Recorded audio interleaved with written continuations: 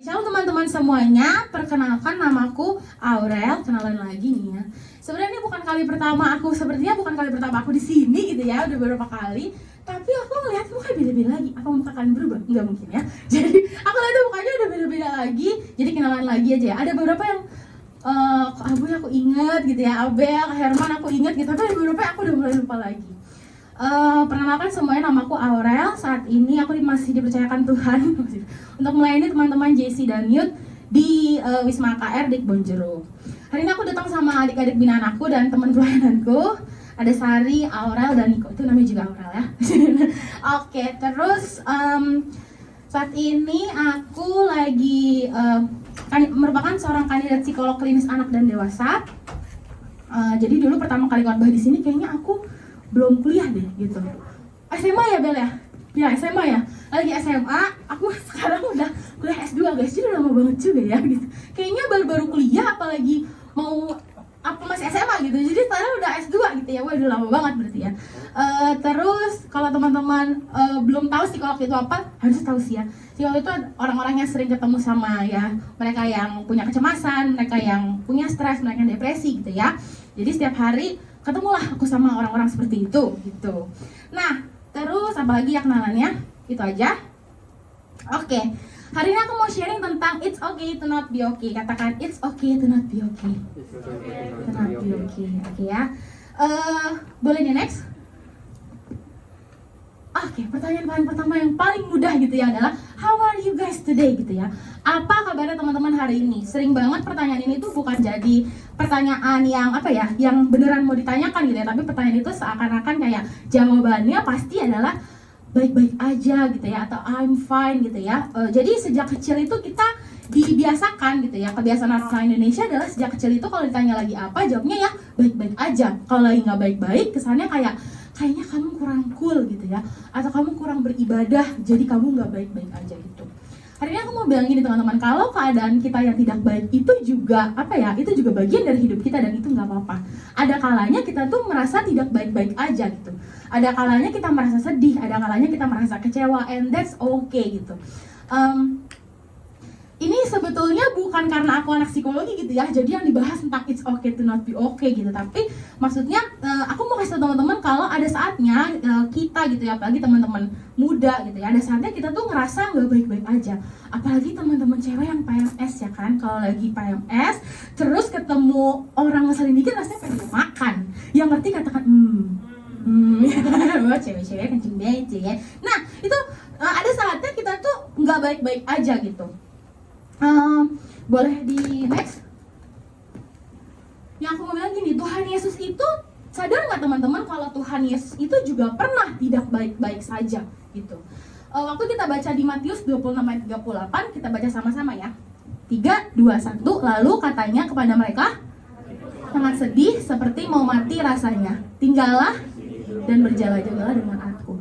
Hatiku sangat sedih seperti mau mati rasanya. Ini kalau aku bayangkan gitu ya, mungkin Tuhan itu waktu lagi berdoa tuh hatiku sangat sedih seperti mau mati rasanya. Teman-teman bisa bayangin nggak kalau Tuhan Yesus tuh ngomong gue tuh sedih sampai mau mati rasanya, tuh sedih yang sedih banget gitu nggak sih teman-teman? Maksudnya waktu kita baca ini kita tahu kalau Tuhan Yesus waktu dia berdoa, dia mau disalib, Yesus itu juga takut. Setuju nggak di sini? Yang setuju boleh angkat kepala. Ini aku ngomong ngerti kan ya? Nah ya. Jadi Yesus itu juga menurut dari pembacaan ini kita sadar kalau Yesus itu juga nggak baik-baik saja. Waktu dia mau disalib, waktu dia tahu dia mau disalib, Yesus itu ngomong hatiku sangat sedih seperti mau mati rasanya. Artinya Yesus juga takut gitu. So perasaan yang teman-teman alami hari ini, perasaan tidak baik yang kau alami hari-hari ini gitu ya. Mungkin kamu lagi sedih, mungkin kamu lagi marah, lagi kecewa. Itu nggak apa-apa karena Yesus juga pernah tidak baik-baik saja gitu. Tapi ada satu respon yang tepat dari Yesus yang kita mau sama-sama belajar hari ini. Yang pertama, poin yang pertama adalah it's okay to fail. Ini gimana ya? Nih si Aurel kagak diundang lagi nih kayaknya. Bewok ya, setiap ngomong it's okay to fail. Kalau anak JC dikasih tahu nggak apa-apa kalau gagal gitu ya. Tapi aku mau ngomong gini teman-teman. Ada banyak anak muda yang akhirnya tidak mencoba banyak hal karena takut gagal. Ada banyak anak muda yang akhirnya nggak berani banyak apply ke SMA yang bagus. Ada banyak anak muda yang akhirnya nggak berani apply kuliah-kuliah terbaik karena takut gagal. Sering nggak sih kita itu jadi orang yang apa ya, karena kita ngerasa udah apa ya, kita membatasi kemampuan kita sendiri. Sering banget aku ketemu teman-teman gitu ya, apalagi aku masih pelayanan di JC, kalau nyuruh adik-adik binaan aku suruh WL tuh gak bisa Ci, aku takut gitu ya. Suruh sharing gak bisa Ci, aku takut gitu ya. Ibaratnya tuh sotoy sama diri sendiri. Berapa banyak diantara kita yang suka sotoy sama diri kita sendiri gitu ya. Mau dikasih pelayanan, sotoy, enggak Ci aku takut, nanti gini, nanti gitu, kita suka sotoy sama diri kita sendiri. Kabar baiknya adalah hari ini Cheryl bilang it's okay to fail, jadi gak apa-apa kalau kita salah. Tau gak sih teman-teman, kalau kita perlu kasih space diri kita untuk gagal. Ini gimana ya, kalau masa khotbahnya bukan menyemangati tapi seru, gak apa-apa kalau gagal gitu ya. Benar teman-teman, akhirnya begini loh, gak apa-apa kalau kita itu gagal. Tapi yang terpenting adalah kita tahu letak salah kita di mana.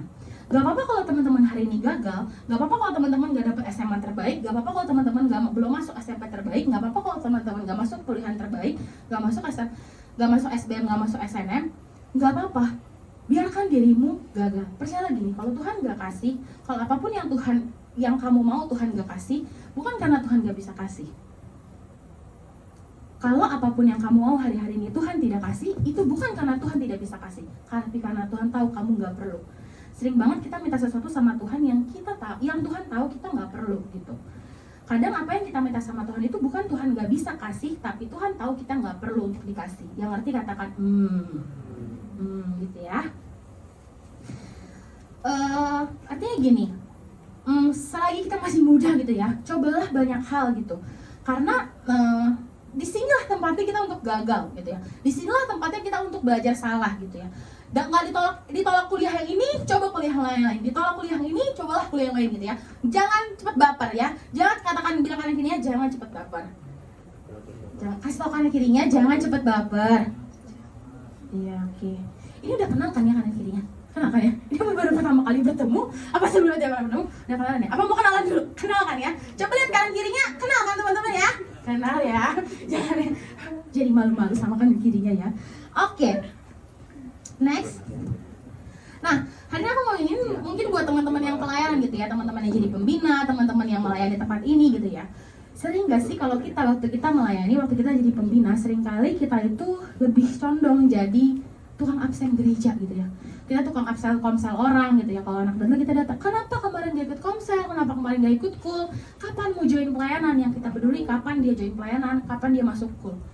Teman-teman dengar baik, gereja yang jadi tempat orang belajar harus siap jadi tempat orang banyak bikin salah. Maksudnya gimana?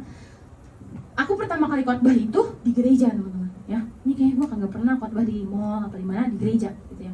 Pertama kali belajar main musik di gereja. Pertama kali jadi WL itu di gereja.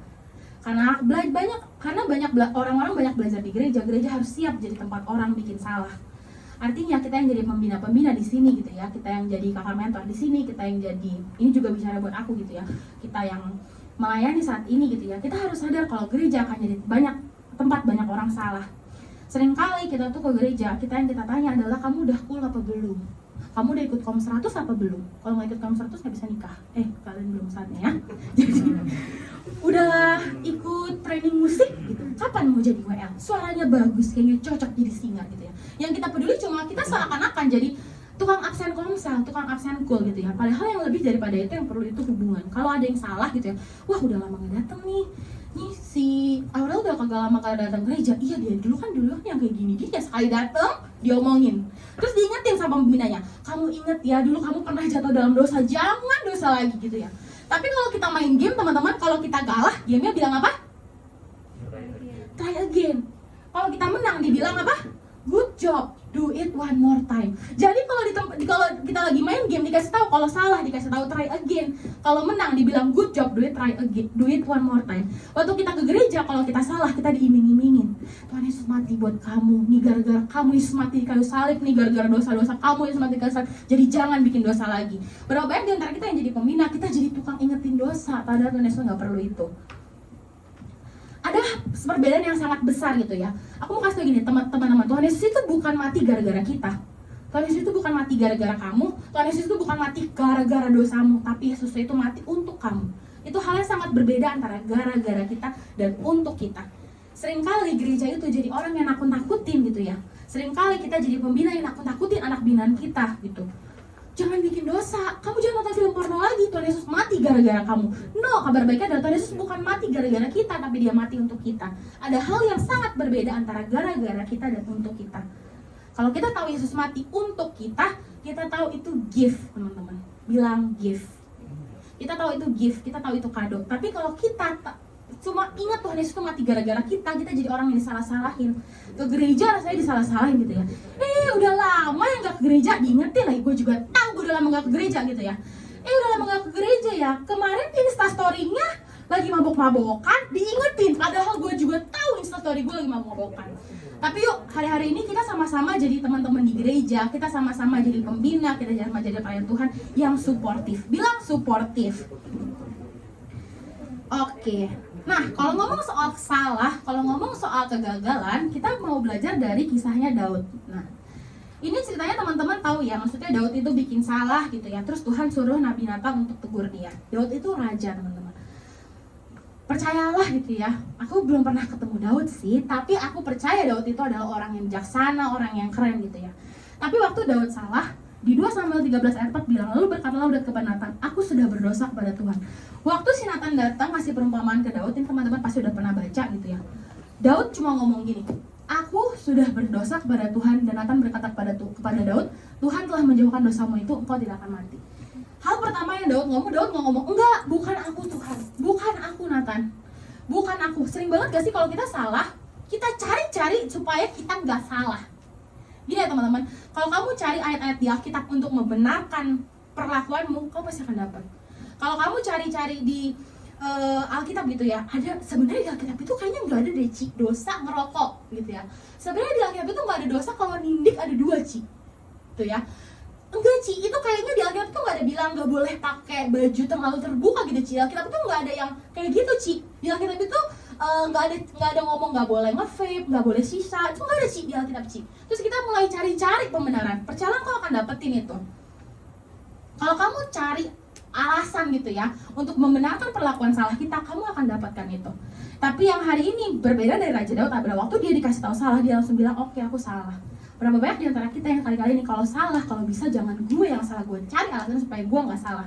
Kalau dia datang ke gereja rasanya dituduh-tuduh, akhirnya gue kagak mau lagi ke gereja gitu ya. Kalau bisa jangan gue yang salah. Simpel banget gitu ya teman-teman. Daud itu ngajarin kita gini, bukan soal berapa banyak kita salah, bukan soal apa yang buat kita salah. Dia tuh raja loh guys. Daud itu raja, kesalahannya itu besar gitu ya. Tapi kalau sampai Daud waktu ditegur cuma minta bisa bilang dia ngaku dosa, itu hal yang baik buat aku. Baik di antara kita waktu kita ditegur sama pembina kita, waktu kita ditegur sama mama papa kita tuh sulit untuk terima itu. Kita sulit untuk sekedar ngomong, iya gue emang salah gitu.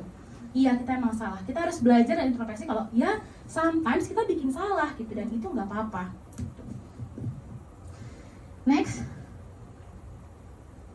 Jadi kalau tadi bilang it's okay to fail, I'm not okay but I will try it again. Jadi maksudnya gini, kalau kita bikin salah, kalau kita pernah gagal gitu ya, kalau kita pernah coba kita pernah apply sekolah kita gagal, kita pernah ngelamar kerja kita gagal, artinya it's okay to fail.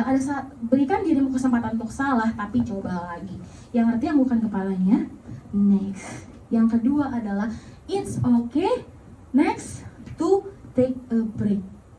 Ini si orang pertama it's okay to fail, yang kedua it's okay to take a break. Besok-besok gue kagak diundang lagi karena tidak ada motivasinya ya. Tapi maksudnya gini, yang pertama bilang gak apa-apa kalau kita salah. Yang kedua adalah ada saatnya kita harus istirahat.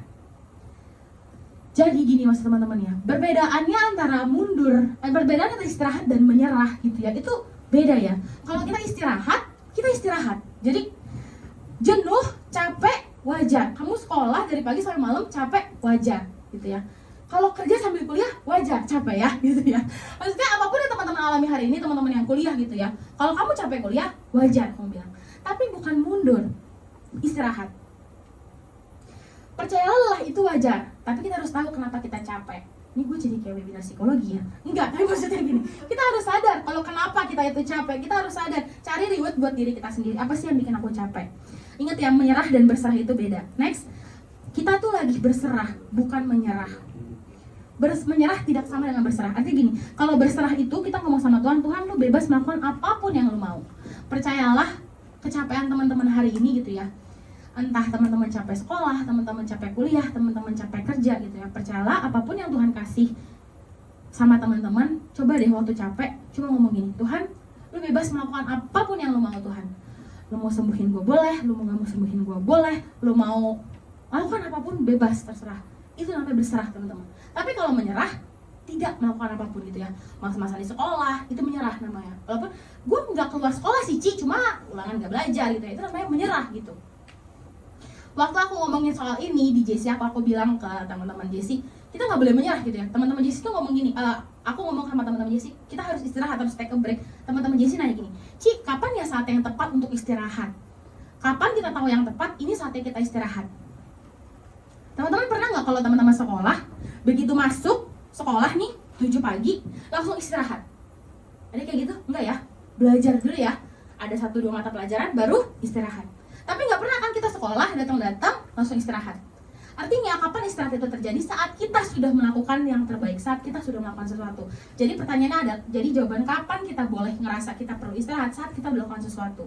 Sekolah itu nggak istirahat begitu masuk kelas guys, begitu masuk kelas langsung istirahat, itu bukan istirahat, emang belum bel aja. Ya jadi belajar dulu gitu ya, 1-2 mata pelajaran baru istirahat, itu baru namanya istirahat. Jadi kalau pertanyaannya kapan kamu sadar kamu butuh istirahat? Saat kamu merasa udah capek, udah overwhelmed. Kalau dari literaturnya tuh ya, ada satu hal yang namanya burnout. Yang pernah dengar burnout, belangkan kepalanya. Nah, pintar kalian, cerdas anak bewok. Nah, jadi kapan kita boleh burnout? Itu adalah istilah waktu kita tuh sangat amat capek sampai akhirnya nggak punya motivasi lagi. Ada yang bilang, penelitian itu bilang kalau kamu udah 1 kali burnout, untuk comeback itu masih mudah. Tapi ketika 2-3 kali burnout untuk comeback itu jadi susah. Dan kita tahu kapan kapasitas kita tuh bisa burnout. Kapan kita bisa burnout gitu ya, capek sampai kehilangan motivasi. Sebelum burnout, carilah reward buat diri kita sendiri. Sebelum kita burnout, sadarilah kalau kita butuh istirahat. Istirahatnya apa? Healing gitu ya. Sekarang kita lagi ngetren kan healing gitu ya. Ngeliat awan-awan dikit healing, ngeliat tanah-tanah dikit healing, ngeliat pohon-pohon dikit gue bingung, lu film India kali ya. Ya pokoknya intinya carilah gitu ya momen-momen dimana kita bisa healing tadi itu ya. Percayalah, mendapatkan baca Alkitab, menurutku itu juga jadi salah satu proses healing dari tugas-tugasmu gitu. Ada saatnya ya udah gitu, kita perlu istirahat. Boleh di next? Kalau tadi aku bilang soal Yesus itu pernah merasakan capek, di Matius 26:39 juga bilang, kita baca sama-sama ya, 3, 2, 1, maka ia maju sedikit, lalu sujud dan berdoa. Katanya, jikalau sekiranya mungkin, biarlah cawan ini lalu daripadaku. Tetapi janganlah seperti yang ku kehendaki, melainkan seperti yang kau kehendaki. Ini artinya Tuhan ngomong gini, Tuhan, Bapak kalau boleh bisa nggak gak jadi disalib gitu ya. Kalau boleh bisa nggak cawan ini berlalu daripadaku. Jadi saat itu Tuhan Yesus itu juga ngerasa kalau dirinya itu gimana ya. Saat ini Tuhan Yesus itu juga ngomong, boleh nggak kalau boleh gitu ya. Tuhan Yesus ngomong kalau boleh, saat ini menurut aku ya, dari ayat ini kita belajar kalau Yesus itu saat ini juga berserah. Tuhan kalau boleh gitu ya. Kalau waktu kita berdoa kita juga bilang, Tuhan kalau boleh butakan mata dosen-dosenku supaya dia nggak tahu, dia nggak bisa baca nilaiku ya. Wah, maksudnya kan kita juga sering berdoa gitu ya, Tuhan kalau boleh, Tuhan kalau boleh gitu ya. Coba hari-hari ini waktu kita berdoa kita ngomong gitu sama Tuhan, Tuhan kalau boleh bantuin aku ya Tuhan. Tuhan izinin ya Tuhan aku supaya aku bisa survive sekolah Tuhan, supaya aku bisa survive nggak nonton video porno lagi. Percaya gini ya, ini bukan cuma ngomongin soal dapat sekolah terbaik, bukan cuma ngomongin soal masuk kuliah terbaik, tapi ngomongin apapun struggle teman-teman saat ini gitu. It's okay to fail gitu ya. Nggak masalah kalau teman-teman akhirnya semua orang jatuh dalam dosa, tapi bukan seberapa banyak kita jatuh dalam dosa, tapi gimana caranya kita bangkit. Habitat kita kan bukan di dalam dosa. Jadi kita harus sadar kapan kita harus bangkit. Jadi mau bilang dosa yang teman-teman alami, it's okay, lupakan gitu. Tapi yang kedua juga ngomong it's okay to take break. Ada saatnya kita harus berserah sama Tuhan. Ada saatnya kita harus ngomong sama Tuhan, Tuhan ini gue udah capek banget Tuhan. Berapa banyak di antara kita waktu kita capek kita nggak cari Tuhan. Kita cari teman kita cari pacar kita cari hal lain gitu. Berapa banyak di antara kita waktu kita capek kita nggak cari Tuhan. Menyerah dan berserah itu beda ya teman-teman. Kita belajar dari kisah gini gitu ya. Waktu Tuhan Yesus nggak baik-baik aja gitu ya, Yesus juga ngomong sama Tuhan, Tuhan kalau boleh, dia cari Tuhannya. Dan di ayat di Matius, boleh disebutnya Kak? Matius 20:9 ya, maka ia maju sedikit lalu sujud dan berdoa. Lalu sujud dan berdoa. Waktu Yesus gak baik-baik aja, yang dia lakukan adalah dia maju sedikit, sujud dan berdoa. Pertanyaan yang saat hari-hari ini, waktu kamu gak baik-baik aja, kita ngapain? Kita di mana waktu kita lagi gak baik-baik aja? Yesus waktu tidak baik-baik aja, dia sujud dan berdoa. Waktu kita gak baik-baik aja, kita lagi di mana? Itu pertanyaannya ya. Next, I'm not okay but I will stay. Ya. Entah apapun yang jadi bikin capek teman-teman hari ini, entah sekolahmu, entah kuliahmu, bahkan atau pelayananmu sekalipun bikin kamu capek hari ini, kita boleh ngomong gini nggak? I'm not okay, gue nggak baik-baik aja nih, but I will stay. Kita akan stay, tetap kita akan tetap sekolah yang benar, kita akan tetap jaga hidup kita kudus. Jaga hidup kudus itu nggak mudah loh guys. Kita akan tetap jaga hidup kita kudus, kita akan tetap melayani Tuhan, walaupun kayak nggak ada yang lihat, walaupun kayak nggak ada yang ngehargain, walaupun rasanya jemaatnya segini-segini aja.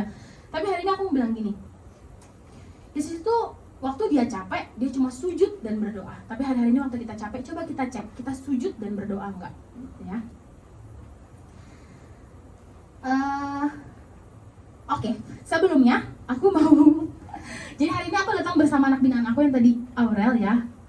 Aku mau dia sharing sedikit 5 menit, kita mendengarkan kisah hidup Aurel ya. Silahkan Aurel, kasih tepuk tangan dong buat Aurel. Sebelum aku lanjut poin terakhir ya, ayo ya. Halo semuanya. Oke, udah kenal ya nama aku Aurel. Ini Aurel besar, Aurel kecil gitu ibaratnya. Oke, kalau tadi Ci Aurel udah jelasin tentang it's okay not to be okay, aku mau kasih contohnya aja nih. Jadi aku itu anak binaannya Ci Aurel. Aku sering sharing sama Ci Aurel.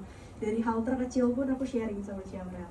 Di sini aku pernah kasih satu sharing kita tentang kita sama-sama capek, tapi ada dimana tipe kita itu sama-sama ambisius orangnya. Kita nggak mau berhenti dulu, meskipun kita capek, kita tahu kita capek, tapi kita nggak mau berhenti.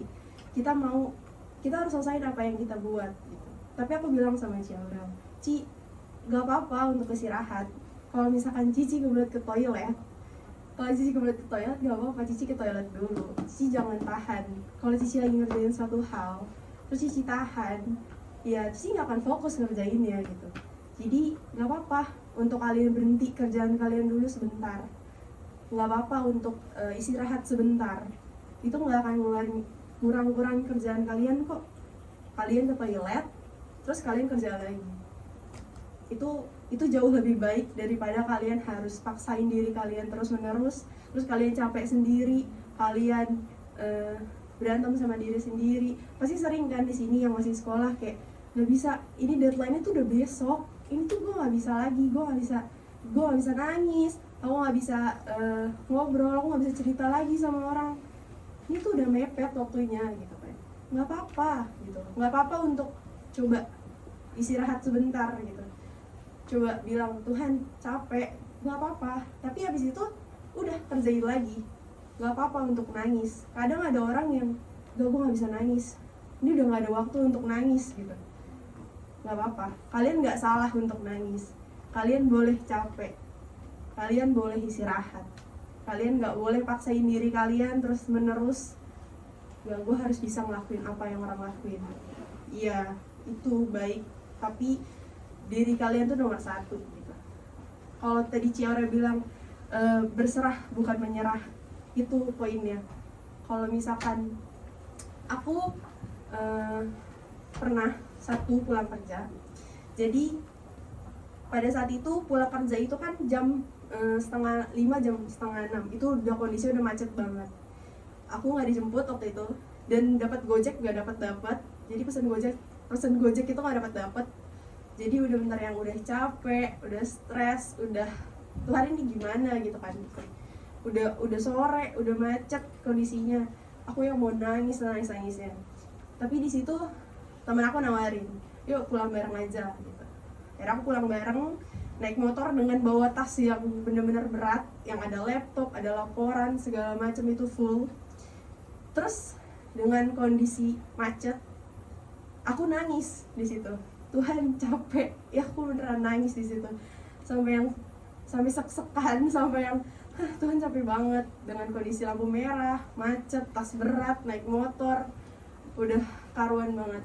Terus tiba-tiba Tuhan ngasih aku gambaran, pas banget di depan motor teman aku itu ada ibu-ibu yang badannya jauh lebih kecil daripada aku, kurus, nggak pakai sendal, terus dia bawa gerobak, dan di dalam gerobaknya itu ada anak-anaknya 3 atau 4 orang. Dan di situ aku langsung berhenti nangis yang kayak, hah, Tuhan ada loh yang jauh lebih capek daripada aku. Aku cuman bawa tas dan aku cuman duduk di atas motor, tapi ibu-ibunya dengan kondisi macet, nggak pakai sendal, terus ibu-ibu naik gerobak dan bawa anak-anaknya. Dan ibu-ibu terlihat, nggak apa-apa kok, gue nggak apa-apa. Nggak ada ibunya nangis di depan situ, nggak kayak aku yang aku digonceng terus aku nangis-nangis gitu kan. Pasti ada, rasa capek orang itu masing-masing tuh pasti ada gitu.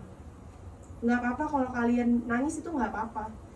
Aku yakin ibunya juga pernah nangis, meskipun aku nggak tanya ibunya, ibu pernah nangis nggak? Kan nggak mungkin kan. Tapi di situ Tuhan langsung kasih gambaran ke aku, Aurel, nggak apa-apa, lihat di depan kamu ada orang yang bawa gerobak, bahkan dia narik gerobak bukan digonceng, dan bawa anak-anaknya, dan nggak tahu kalau kamu pulang, kamu sampai rumah, kamu bersih-bersih, kamu tiduran di kasur yang empuk, tapi kamu nggak tahu ibu-ibu ini mau kemana, mau tiduran di mana, apakah nanti sampai rumah dia bersih-bersih, atau entah belum tahu dia mau ke rumah atau kemana, atau anak-anaknya bisa istirahat juga gitu kan, dalam satu gerobak yang benar-benar ibunya jauh lebih kecil daripada aku. Terus di situ aku bilang sama Tuhan, aku malu di situ. Tuhan, aku malu. Aku berhenti nangis dan aku udah nggak bisa nangis lagi di situ. Aku bilang, aku masih bersyukur di situ. Aku masih dibonceng temen aku nggak bawa motor, aku cuma duduk manis dan aku nggak bawa motor sambil macet-macetan. Meskipun aku tahu temen aku juga pasti capek bawa motor macet-macetan. Tapi di situ aku bilang sama Tuhan, Tuhan makasih. Aku bisa nangis, digonceng, dan aku sampai rumah, aku bisa makan, terus aku juga bisa bersih-bersih, aku bisa tidur di kasur yang empuk, dan aku bersyukur sama Tuhan. Makasih Tuhan, kalau emang aku capek, aku serahin sama Tuhan. Aku nggak mau ngeluh, yang terlalu banyak ngeluh, karena aku yakin banyak orang yang jauh lebih dari aku dan mereka kuat-kuat aja. Meskipun per orang itu pasti punya masalahnya masing-masing, per orang itu punya rasa capek masing-masing. Tapi aku mau bilang, it's okay not to be okay. Benar kalau Ciora bilang, nggak apa-apa. Kalian nyerah, nggak, jangan. Tapi kalian berserah. Kalian paham nggak? Aku takut kalian gak paham gara-gara aku deg-degan juga. Oke, paling kayak gitu aja. Oke, luar biasa ya. Nah, jadi dari kisah Aurel tuh aku juga dapat diingatkan satu poin gini teman-teman. Maksudnya ada saatnya Tuhan itu menyediakan orang-orang di sekitar kita untuk menolong kita gitu.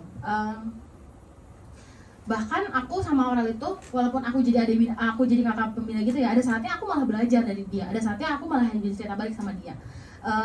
Di sini mungkin teman-teman punya kakak pembina gitu ya, punya pembina yang sebenarnya Tuhan titipin untuk menolong kita gitu.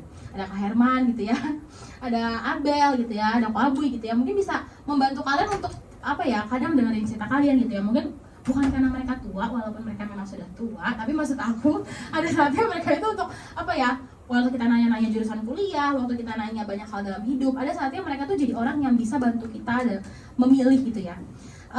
Kita tuh punya yang namanya blind spot gitu teman-teman. Ada hal-hal yang mungkin kita nggak bisa lihat gitu, tapi orang lain itu bisa lihat. Mungkin kakak pembina kita bisa lihat, mungkin teman-teman dekat kita bisa lihat gitu. Jadi ceritalah di tempat yang tepat gitu ya. Ceritalah teman-teman di JC gitu ya. Diceritalah waktu komsel, waktu cool gitu ya. Oke. Nah, next poin yang terakhir adalah intinya it's okay to not be okay gitu ya. Ada saat-saatnya merangkum gitu ya tepat baku hari ini, ada saat-saatnya kita gak baik-baik aja dan itu nggak apa-apa gitu. Ada saatnya rencana kita gagal dan itu nggak apa-apa. Percayalah teman-teman, waktu di balik rencana kita yang gagal itu juga ada rencana Tuhan yang berhasil gitu. Teman-teman tahu nggak ceritanya Simon Petrus yang dia nangkep ikan seharian terus dia nggak dapet ikan, tahu ya? Dia nangkep seharian nggak dapet ikan, terus tiba-tiba Tuhan datang, Tuhan bilang tebar lagi jalannya. Waktu si Petrus tebar lagi jalannya, dapat ikan banyak apa enggak teman-teman? Banyak. Percaya nggak di situ rencana Petrus untuk pulang itu gagal. Rencana Petrus untuk dia tuh udah semalaman loh. Dia tuh udah semalaman nyari ikan gitu ya. Tiba-tiba ada orang asing cuma suruh dia tebar jala dan ternyata di situ ada ikan gitu. Percayalah, dari kisah ini kita belajar kalau rencana Petrus untuk pulang itu gagal. Petrus sudah lihat itu nggak mungkin gitu ya. Petrus sudah tahu di situ udah nggak ada ikan, tapi ada satu orang asing yang suruh dia tebar jala dan dia tetap lakukan. Rencana Petrus untuk pulang itu gagal, tapi rencana Tuhan untuk memperlihatkan mujizat kepada Petrus itu berhasil. Di balik rencana-rencana kita yang gagal, di situ ada rencana Tuhan yang berhasil. Jangan-jangan di balik kesalahan kita itu ada rencana Tuhan yang berhasil. Jadi hari ini mau bilang it's okay to fail. Ada saatnya kita salah, kasih kesempatan diri kita untuk salah. It's okay to take a break, kalau tadi Allah bilangnya. Ada saatnya kita perlu istirahat. Ada saatnya kita perlu diam, ada saatnya kita untuk berserah sama Tuhan gitu ya. Dan yang terakhir, it's okay to not be okay. Tapi hari ini pertanyaannya, waktu kita sedang tidak baik-baik aja, siapa yang kita cari? Aku boleh minta pemain keyboard?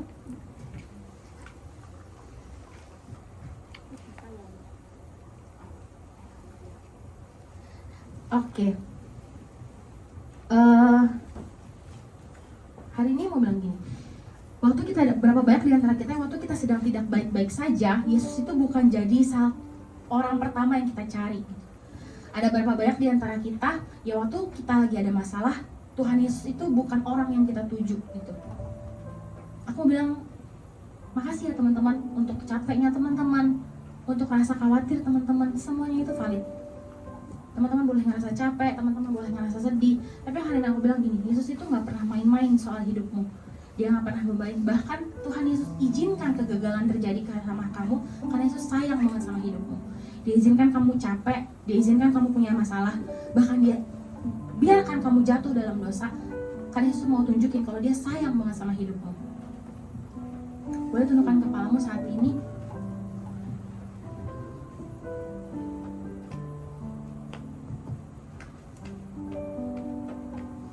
Dia bukan Tuhan yang jahat, dia bukan Tuhan yang jauh. Dia mari hari ini engkau yang sedang tidak baik-baik aja, engkau yang ngerasa capek, dia datang sama Tuhan, Tuhan bilang, Tuhan aku capek Tuhan. Hari ini cuma duduk di kakinya Tuhan, bilang, Tuhan aku capek Tuhan. Alkitab bilang Yesus dekat sama orang yang hancur hatinya. Hari ini bawa hatimu yang hancur sama Tuhan. Aku mau undang pemain musik, boleh maju ke depan? Mari tundukkan kepalamu saat ini teman-teman.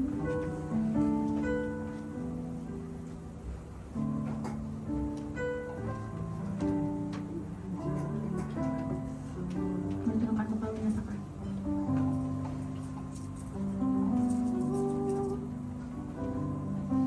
Terus mendengar lebih dari yang kudoakan. Yesus menjawab lebih dari yang kuharapkan. Dengan caranya di waktu yang tepat, ku kan melihat Tuhan jadi semua.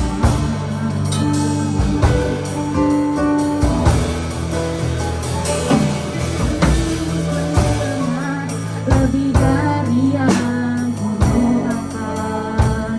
Yesus menjawab lebih dari yang kuharapkan. Dengan caranya di waktu yang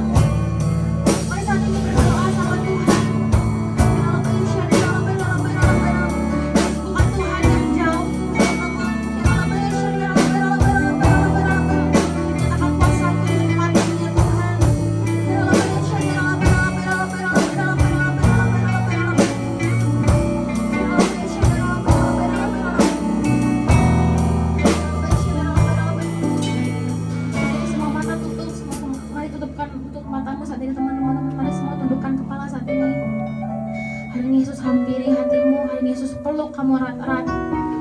Hari Yesus peluk setiap kita erat-erat.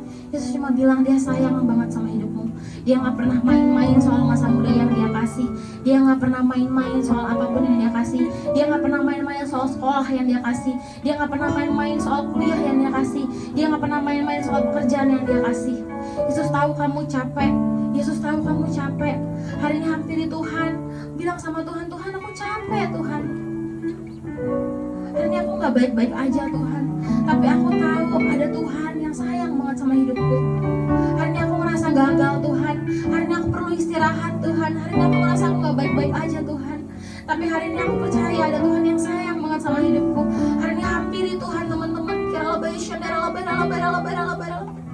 Mari peluk teman-teman hambamu di tempat ini ya Tuhan, satu persatu ya Tuhan. Mari peluk setiap hati ya Tuhan. Mari peluk setiap hati ya Tuhan.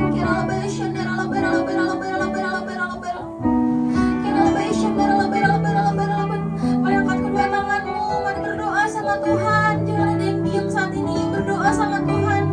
Kasih tahu Tuhan, Tuhan aku capek Tuhan. Waktu gak ada satupun orang yang ngerti isi hatimu. Waktu gak ada satupun orang yang tahu apa yang kau alami hari ini. Hari ini Yesus tahu teman-teman. Yesus tahu kau nangis di kamar. Yesus tahu kau capek. Yesus tahu kau mau coba bunuh diri. Yesus tahu kau mau coba akhiri hidupmu. Yesus tahu kau capek teman-teman. Yesus tahu kau mau nyerah. Yesus tahu kau mau nyerah. Tapi hari ini dia peluk setiap kita. Dia bilang jangan nyerah. Yesus sayang banget sama hidupmu. Yesus gak pernah main-main soal apapun yang dia kasih. Yesus gak pernah main-main soal masa muda yang dia taruh. Dia sayang banget sama setiap kita teman-teman. Hari ini khotbahnya singkat. Aku bilang teman-teman gak apa-apa kalau nggak, teman-teman gak apa-apa kalau nggak baik-baik aja. Simple kan, Yesus sayang banget sama hidupmu. Buat apapun yang kamu mau hari-hari ini, teman-teman dengar, nyawanya aja dia kasih. Masa iya yang kamu pengenin gak dikasih sama Tuhan? Masa iya punya sekolah yang baik Tuhan gak kasih? Masa iya punya papa mama yang akur Tuhan gak kasih? Masa iya punya kerjaan yang baik dia gak kasih? Nyawanya aja dia kasih teman-teman. Nyawanya aja dia kasih, dia mau kasih buat kita. Masa iya semua yang kita doain dia gak kasih? Tapi hari ini yuk kejar Tuhan hari ini.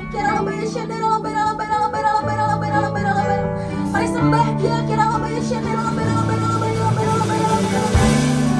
Katakan kuasamu siang hari ini ya Tuhan.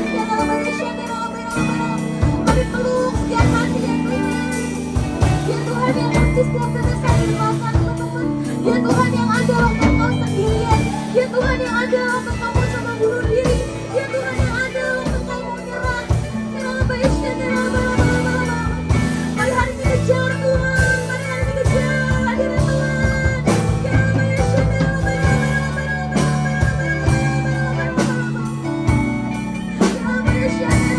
Mari hari ini nangis di pelukannya Tuhan.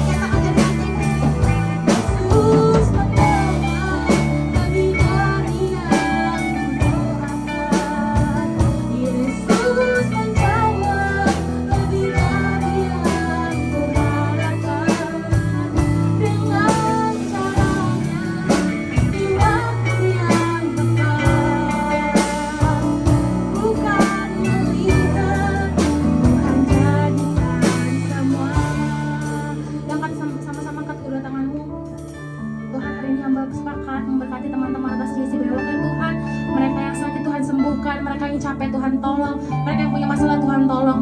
Tuhan hadirlah di setiap saat teduh mereka, hadirlah di setiap masa sekolah mereka, kuliah mereka, pekerjaan mereka ya Bapak. Tuhan, kalau Tuhan mau pakai masa muda kami, jangan pakai kami biasa aja Tuhan. Pakai kami dengan tanda-tandamu yang ajaib. Biar teman-teman kami di sekolah boleh lihat ada satu hal yang berbeda dari hidup kami. Orang-orang di sekitar kami boleh lihat kami bawa Tuhan Yesus kemanapun kami pergi. Temani setiap kami ya Tuhan, jagai setiap kami ya Bapak. Berkati masa muda kami ya Tuhan, supaya Tuhan pakai kami terus makin hari makin naik terus, makin hari makin mencintai Tuhan. Terima kasih ya Tuhan, sudah diberkati. Mari sama-sama katakan